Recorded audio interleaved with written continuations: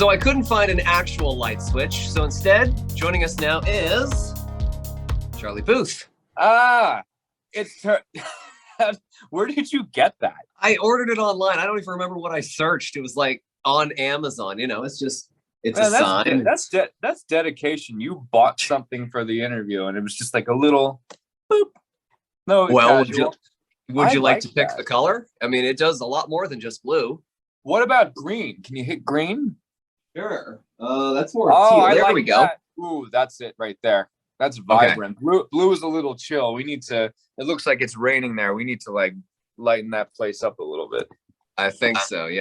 Yes. Also, you've given me vertigo now by moving the camera. I know. Well, I'm on my phone. My laptop broke, so I'm thugging it out with my little phone here. That's okay. That's okay.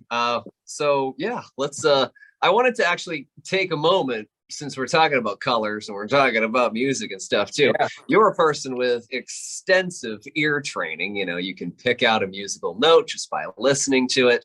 And I remember I was struck a while ago. You said something about a printer on Twitter, and you were like, "Yeah, it's in B flat." Right. Like, well, I think what was it? Well, I've identified a lot of things in my spare time because I'm such a loser.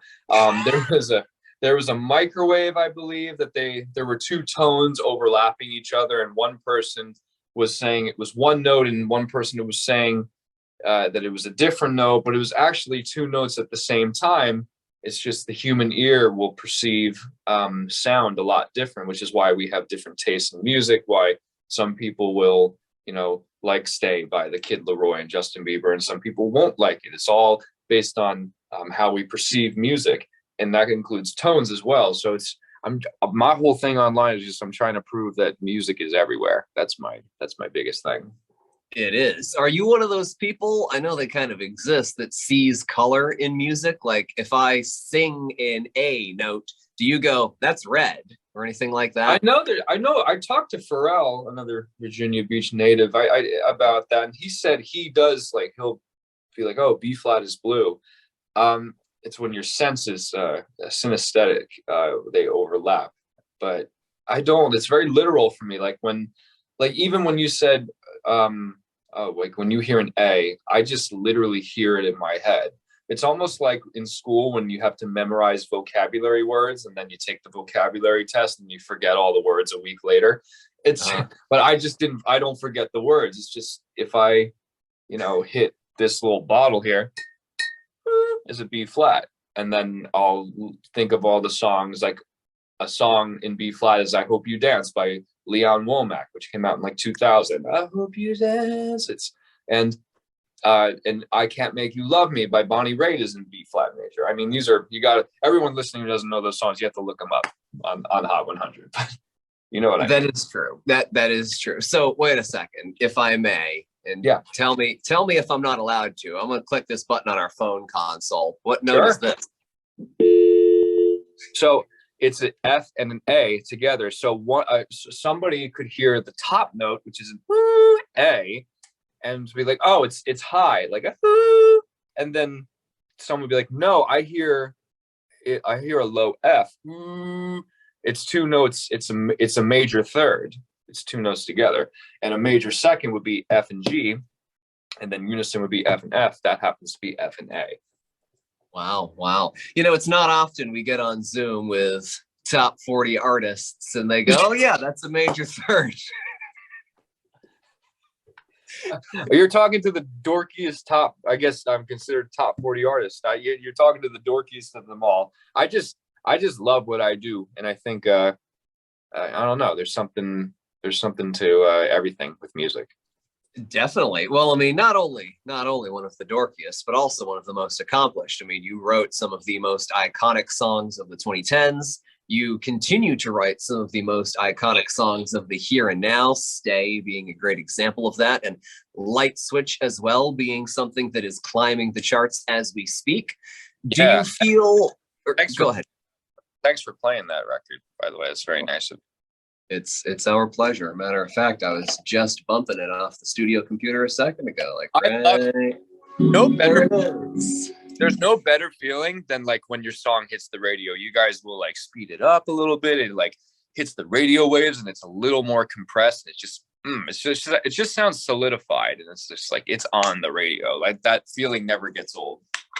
Do you ever write songs with that radio processing in mind? Like, do you choose instruments or something based on, hey, I'll bet it would sound really good coming through the super compressed processors? I do, but the route that I usually go the most is I still think that layers in pop music are the most important thing. Like when I made Stay with Leroy, my friend Blake Sladkin and Omar Fetty, who are also talented, and Kashmir Cat did like the halftime bridge. And each section of that song, there's not an opportunity to get bored because it's so rich in its sound. Like if you took Leroy's vocals away, the instrumental alone is a hit song, just because there's things that are buried into the song that you won't necessarily hear, but when you take them out, it sounds different. Like nobody knows, like everyone hears the drums, but they don't know that under that kick drum is a little bit of vinyl noise that I collected off of a Jay Dilla record, and I placed it under the kick drum, and it's just like the vinyl noise kind of just made a little crackle. But no one's gonna care when they hear it. They just want to sing, I do the same thing. But those layers are really important, and I don't think they should ever be disregarded in pop music. No, absolutely not. So tell me a little fun fact maybe about Light Switch. You got any hidden layer? I mean, everyone can hear the little light switch sound. Yeah. Well, everyone can hear that, but what else you got?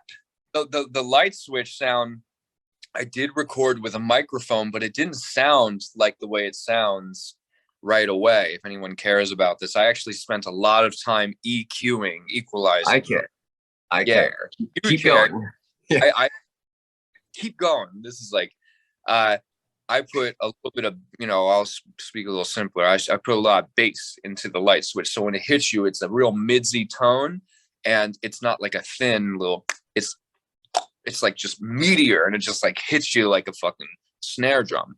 But because it's part of the rhythm and everything. I guess another, there's a little, I love recording a note and putting reverb on it, and then printing it and reversing it and putting like a little rhythmic tool on it, like an LFO tool, and making it, you can't even hear it, but it's just so deep in the mix that it adds a color and a flavor. It does. It really does. And it's one of my new favorites that we've been playing on the show. So all that work that you do, it comes across, it makes a difference. The details really do make it. Well, thank you. I mean, Virginia Beach, I mean, y'all get it. You're part of a very musical culture in Virginia Beach. I mean, so like Missy and Timbo coming out of there, and they're all, I mean, Timberland, I've talked to him about he knows it just as well. Like you see him adding value to Stronger by Kanye West. Like he had all of those drum kicks, and that just one subtle change made every little bit of the difference. Mm-hmm. Who's actually a recent star too from the area is Ava Max as well. Yeah, absolutely. Ava Max is like the vocal tone. It's not just like a high. It's like a midsy, like it has girth to it as well. She's such a cool artist as well. She's and a good friend of mine as well. That's fantastic. I love that you see and hear music in everything. I haven't been able to bring anything up yet without you kind of like hearing, hey, it's got this tone, it's got that tone. I love that after all these years, your passion for music has not dimmed. Did you ever feel like it was going to?